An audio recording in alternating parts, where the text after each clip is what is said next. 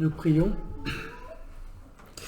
Seigneur notre Dieu, nous te remercions pour le privilège que tu nous as donné d'avoir un culte pour t'adorer, pour te chanter.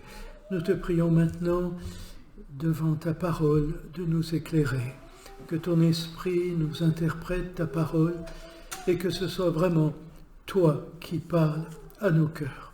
Au nom du Seigneur Jésus-Christ. Amen.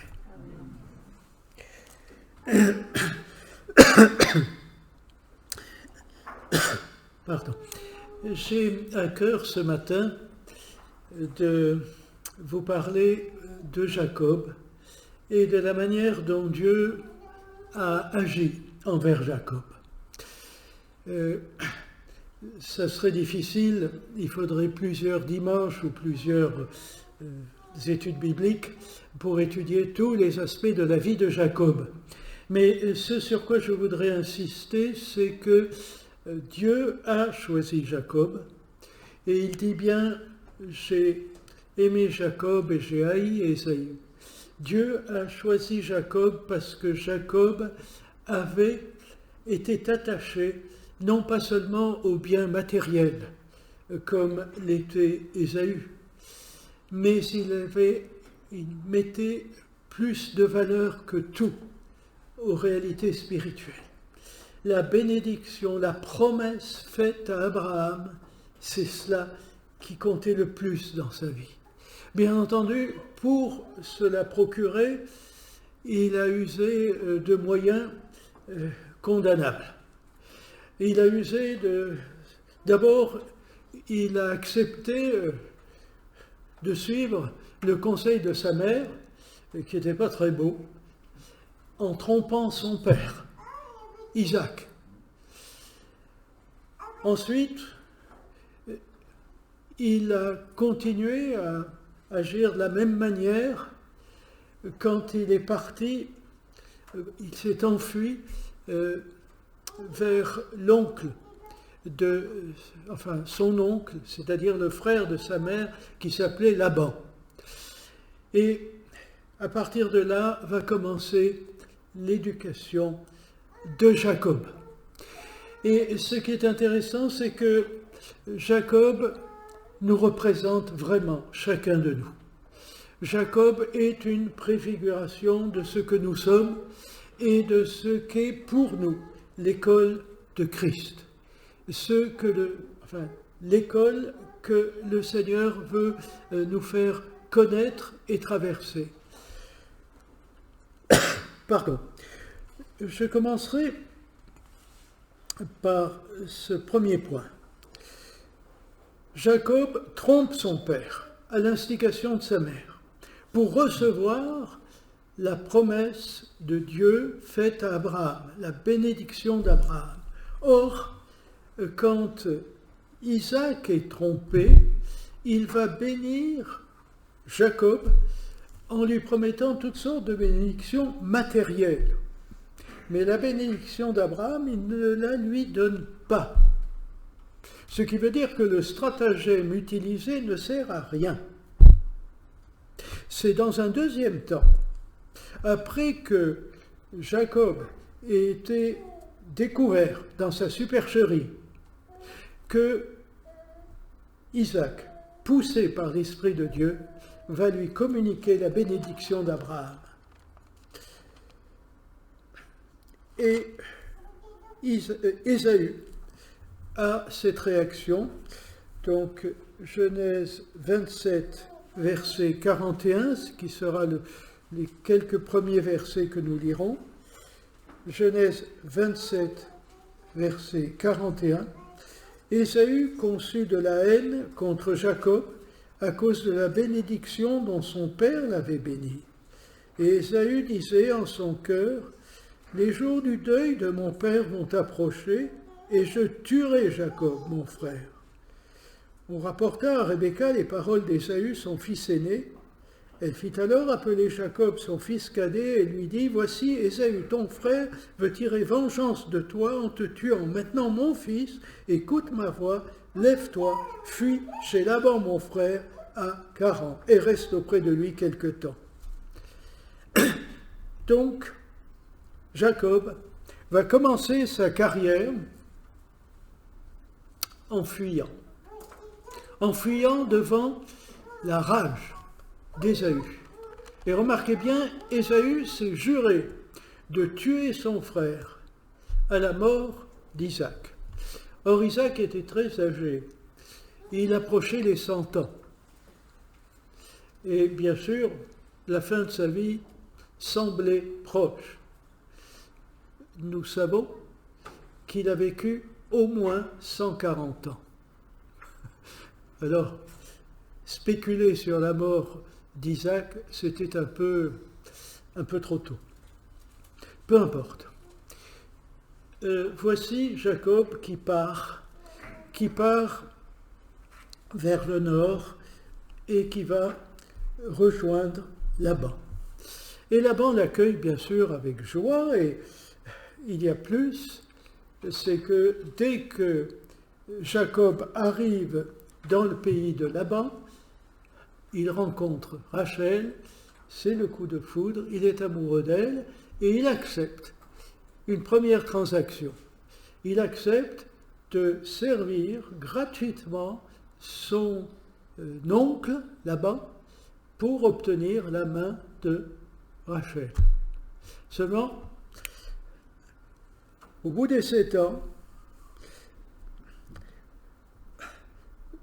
chapitre 29, verset 21, Jacob dit à Laban, « Donne-moi ma femme, car mon temps est accompli, et j'irai vers elle. » Laban réunit tous les gens du lieu et fit un festin. Le soir, il prit Léa, sa fille, et l'amena vers Jacob, qui s'approcha d'elle.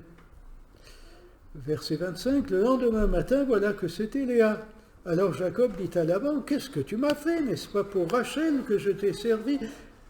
Pourquoi m'as-tu trompé ?» Laban dit, « Ce n'est pas la coutume dans ce lieu de donner la cadette avant l'aînée. Achève la semaine avec celle-ci et nous te donnerons aussi l'autre pour le service que tu feras encore chez moi pendant 7 nouvelles années. » Alors vous voyez, ce qui est frappant ici, c'est que Jacob trouve plus rusé que lui. Et Laban va le tromper en beauté. Et puis, le brave Jacob va être obligé de le servir 7 années supplémentaires gratuitement, sans salaire. Et puis, au bout des 14 années, enfin, il va pouvoir épouser Rachel. Il est heureux, mais Laban n'est pas satisfait. Il veut encore le service de Jacob et ils s'entendent sur un salaire.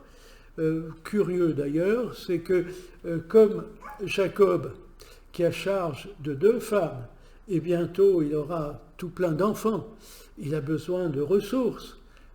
Il n'a pas un sou sur lui, puisqu'il a servi gratuitement son oncle.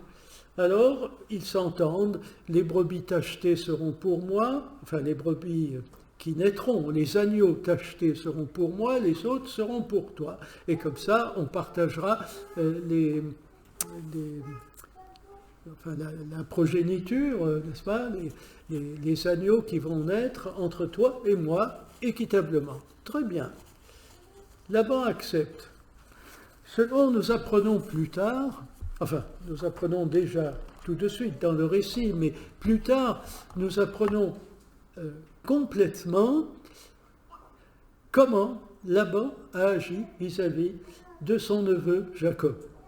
C'est Jacob qui se plaint, bien sûr, et il dit ceci. Donc, c'est au chapitre 31, au verset 36. Jacob s'irrita et querella Laban. Il reprit la parole et lui dit, « Quel est mon crime, quel est mon péché que tu me poursuis avec tant d'ardeur ?» Verset 38, donc toujours chapitre 31, verset 38. « Voilà 20 ans que j'ai passé chez toi. Tes brebis et tes chèvres n'ont pas avorté. Je n'ai pas mangé les béliers de ton troupeau. Je ne t'ai point rapporté de bêtes déchirées. J'en ai payé le dommage. » tu me redemandais ce qu'on me volait de jour et ce qu'on me volait de nuit. La chaleur me dévorait pendant le jour, le froid pendant la nuit et le sommeil fuyait de mes yeux. Voilà 20 ans que j'ai passé dans ta maison. Je t'ai servi 14 ans pour tes 2 filles et 6 ans pour ton troupeau, et tu as changé 10 fois mon salaire. 10 fois. C'est-à-dire que quand Laban voyait que les brebis tachetées étaient plus nombreuses, enfin les agneaux tachetés étaient plus nombreux, hop, il changeait d'avis, il dira « Ah, les tachetés, maintenant, ça sera pour moi ». Et puis, il s'apercevait que les agneaux qui étaient rayés, qui devaient être le salaire de Jacob, étaient plus nombreux que les tachetés. Ah, maintenant, les rayés seront pour moi, et ainsi de suite, 10 fois. Alors le brave Jacob, il a dû apprendre de la pire des façons ce que c'est que d'être rusé et de chercher à tromper les autres. Il a trouvé bien plus fort que lui, et ça a été ainsi que le Seigneur l'a transformé. C'est ainsi que le Seigneur, à cette école si rude, a changé Jacob. Mais l'histoire n'est pas finie, loin de là. Voici que, au bout des 20 ans, il va revenir au pays. Il rassemble son troupeau et il part. Et voici que on lui annonce qu'Ésaü, son frère, vient à sa rencontre. C'est la panique. Que va faire Jacob? Alors il va utiliser 2 stratagèmes pour essayer d'apaiser la colère d'Ésaü. Ésaü, n'oubliez pas, qui s'est juré de le tuer pour se venger. Il va d'une part diviser toute sa famille en 2 camps, se disant, si Ésaü attaque l'un des camps, les autres pourront fuir et être à l'abri. Et ensuite, il va prendre une grande partie de ses troupeaux pour les offrir en cadeau à Ésaü. Et il s'imagine que de cette manière, il sera à l'abri de la colère d'Ésaü, que ça va désarmer Ésaü. Mais il n'est quand même pas tranquille. Il n'est pas tranquille parce qu'il se dit que probablement ça ne suffira pas. Et c'est là que nous avons un récit qui est curieux et en même temps précieux. Chapitre 32, verset 22. Il se leva la même nuit, prit ses 2 femmes, ses 2 servantes, ses 11 enfants, passa le gué de Jabbok. Il les prit, leur fit passer le torrent et le fit passer à tous ceux qui lui appartenaient, c'est-à-dire il les met à l'abri, autant à l'abri que possible. Verset 24, Jacob demeura seul. Et imaginez dans quel état d'esprit Jacob se trouve. Il est angoissé à l'idée que Ésaü arrive, la haine au cœur, pour le tuer et massacrer tous les siens. Et puis le texte continue. Alors, un homme lutta avec lui jusqu'au lever de l'aurore. C'est-à-dire toute la nuit, ça a été une lutte, un corps à corps. En hébreu, le mot pour homme, employé ici, ce n'est pas le mot qu'on emploie régulièrement pour désigner un homme masculin, si vous voulez. C'est un mot qui veut dire, qui s'emploie pour désigner un être humain, mais qui insiste surtout sur l'aspect de la force de l'homme. C'est ce mot qui donne Gabriel, l'ange Gabriel, qui veut dire homme de Dieu, ou qui veut dire l'homme fort de Dieu, Gabriel.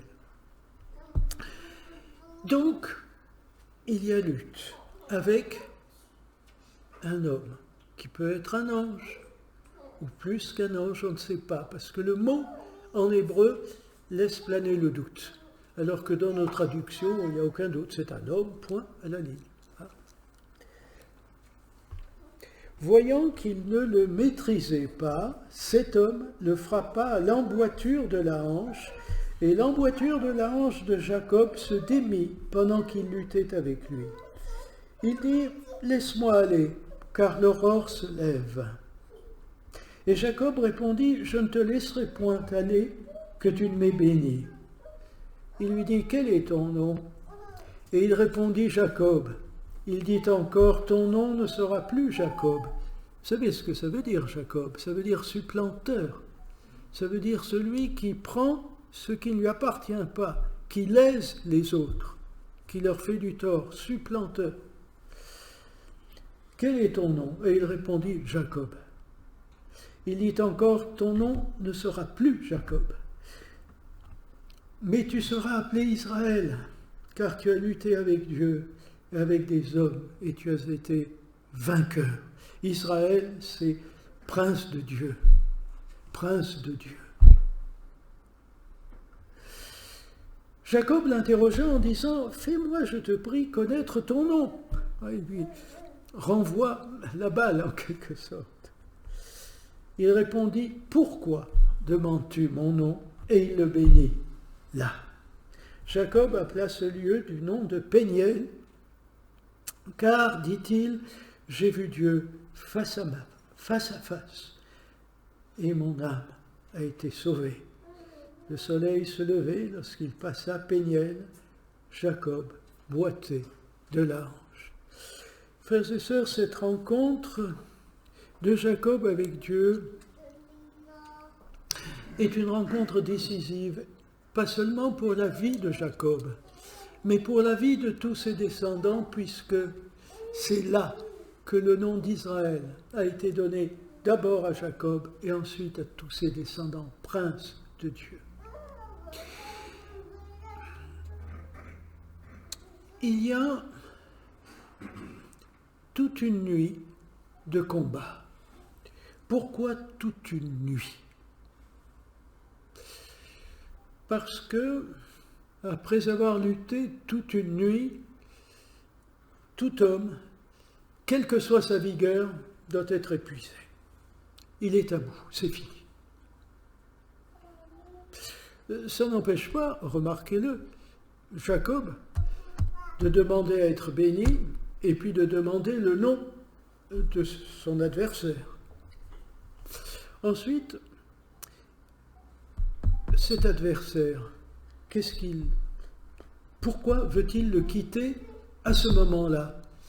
Il donne l'explication, n'est-ce pas? Il dit laisse-moi aller car l'aurore se lève. Il veut partir au lever de l'aurore avant que la lumière luise clairement et que Jacob, qui n'est qu'un homme, le voit sa face. C'est la face de Dieu. Nul ne peut voir Dieu et vivre. Mais Jacob a compris que de manière indistincte, peut-être, il avait rencontré Dieu face à face.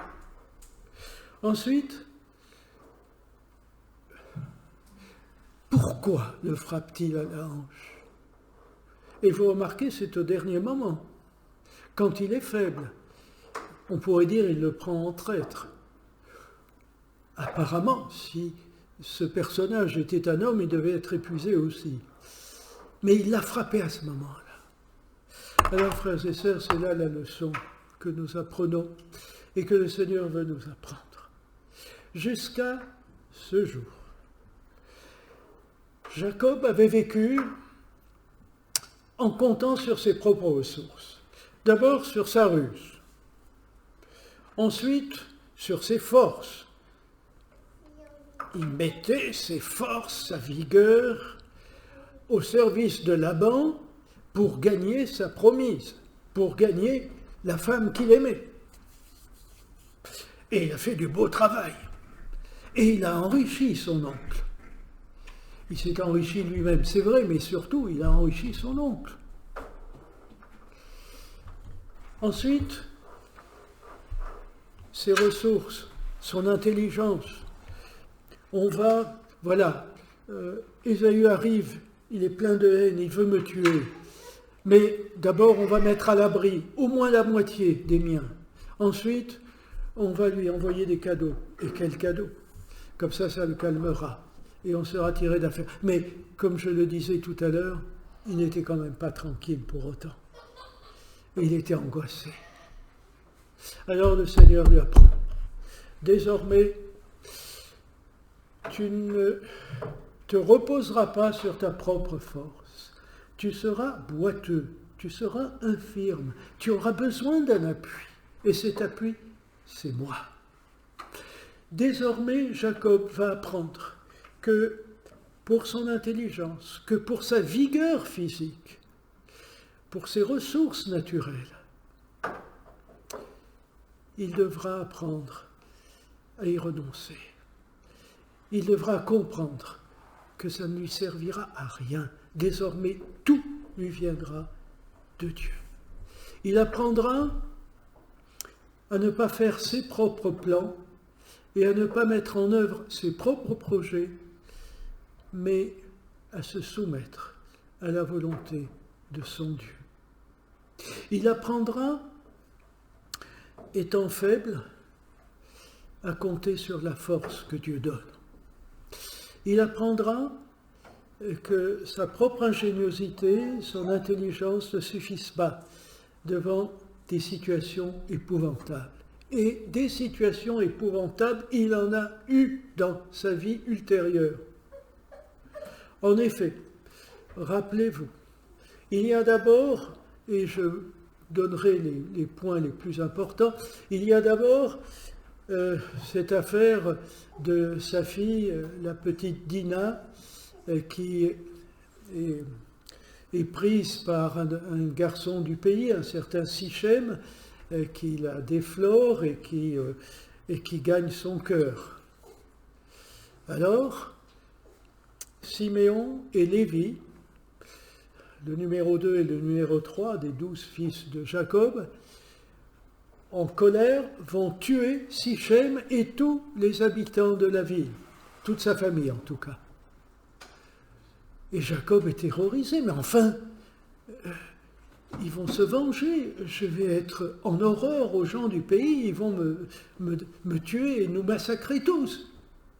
Et Dieu lui apparaît à ce moment-là. Et vous remarquez, Dieu ne lui apparaît que au moment de crise.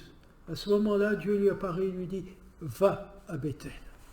Et il va à Béthel, c'est-à-dire à peu près une centaine de kilomètres plus bas, un peu plus, peut-être 150 kilomètres plus au sud.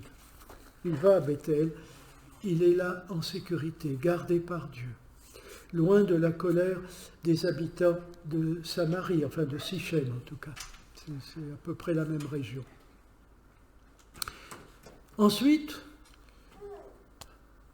Joseph, haï par ses frères, et ils font croire à Jacob qu'il a été dévoré par un lion, par une bête sauvage. Quelle détresse! Pauvre Jacob! Il doit apprendre, étant dépouillé du fils qu'il aimait le plus, à supporter et à continuer de vivre et à faire confiance à Dieu. En un sens, c'est presque la répétition du sacrifice d'Isaac. Abraham, Dieu qui demande Isaac à Abraham. Dieu a demandé Joseph et il a perdu Joseph. Ensuite, vous vous rappelez l'épisode Joseph, premier ministre du Pharaon, qui retient Benjamin, son frère, de la même mère, de Rachel, le dernier-né de la famille. Il le retient. Et Jacob est désespéré. Et puis, quand ils reviennent, quand les frères reviennent d'Égypte, ils lui disent « Joseph ton fils, il est vivant !» Et c'est lui qui gouverne le pays d'Égypte. Jacob ne les croit pas. Et il a des raisons de se méfier d'eux. Ils ne se sont jamais comportés, enfin, la plupart du temps, ils se sont mal comportés. Ils ont menti, ils n'ont pas eu une vie correcte. Et puis il lui montre les chars et les chevaux que Joseph a envoyés pour les emmener en Égypte. Alors, vous remarquerez dans le texte, il est dit « Israël prit courage » et il dit « Allons, partons ». C'est-à-dire qu'il était question de lui comme étant Jacob dans le récit, mais quand il reprend courage, quand il domine ses craintes et son scepticisme aussi, son manque de foi, si vous voulez, la parole de Dieu l'appelle Israël, prince avec Dieu. Et il va en Égypte et remarquez comment il est reçu. Il est reçu par le Pharaon. Et comment se passe cette entrevue? D'habitude, quand vous allez devant un roi, surtout si puissant que l'était à l'époque le Pharaon d'Égypte, on se prosterne, on met genoux à terre au moins. Non, le Pharaon demande à Jacob de le bénir. Prince de Dieu, il bénit le Pharaon. Mais auparavant, quand le Pharaon l'interroge sur son âge, que dit-il? Que les années de sa vie ont été de 140 ans et qu'elles n'ont pas été brillantes. Jacob a changé. Jacob l'orgueilleux, sûr de lui-même et de ses ressources, est devenu un homme humble qui reconnaît que sa vie n'a pas été brillante et qui est humble. Mais Jacob, l'histoire n'est pas finie. Jacob va, sur son lit de mort, prophétiser, annoncer la venue du Fils de Dieu. Genèse 49, versets 10, 11. Celui à qui appartient le sceptre viendra. Frères et sœurs, si j'ai tenu à vous donner cet exemple. Ah oui, un épisode que j'avais oublié, c'est que quand Isaac est décédé, et il avait plus de 140 ans, d'ailleurs je me suis trompé tout à l'heure, quand Isaac est décédé, il a été enterré par ses deux fils, par Ésaü et Jacob. Ça n'a pas été l'occasion pour Ésaü de tuer son frère. Au contraire, ils s'étaient réconciliés. Ils sont venus en véritables frères enterrer leur père. C'est beau. C'est l'œuvre de Dieu, c'est la grâce de Dieu. Et frères et sœurs, en conclusion, si j'ai choisi de partager ces textes avec vous et l'expérience de Jacob, c'est parce que c'est cela, notre école. Romains 8 nous dit que la volonté du Seigneur, c'est de nous rendre conformes à l'image de son Fils. C'est la volonté de Dieu, nous rendre conformes à l'image de son Fils. Mais pour nous rendre conformes à l'image de son Fils, il faut qu'il nous rende infirmes, en quelque sorte, c'est-à-dire dépendants de lui pour tout. Oh, nous savons ce que c'est que d'être dépendant du Seigneur pour des ressources financières ou pour être soutenu dans l'épreuve, consolé. Mais est-ce que nous avons appris, comme l'a appris Jacob, à être dépendant de lui pour tout?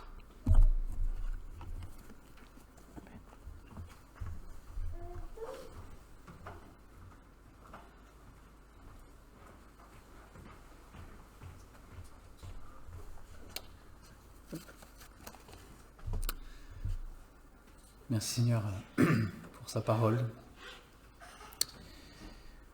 Est-ce que vous auriez un cantique pour terminer? Je sais pas si t'as un truc. 250. Ah oui, pardon, on a appelé 250. Excuse-moi, Raider. Le 250. On est passé sur autre chose.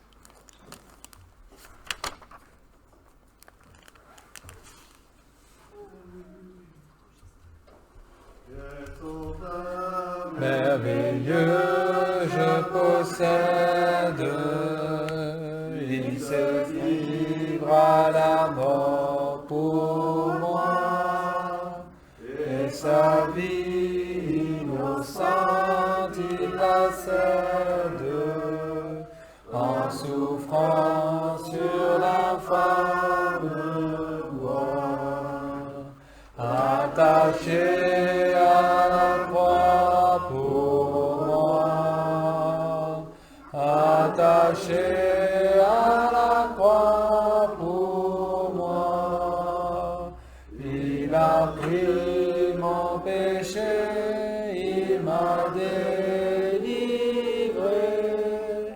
attaché à la croix pour moi.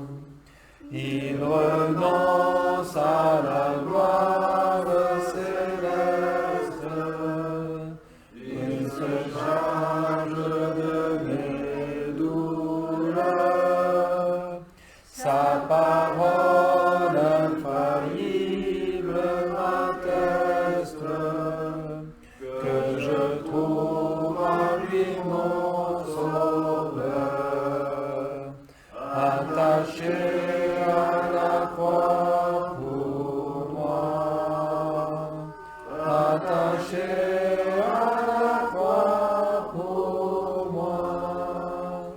Il a pris mon péché, il m'a délivré,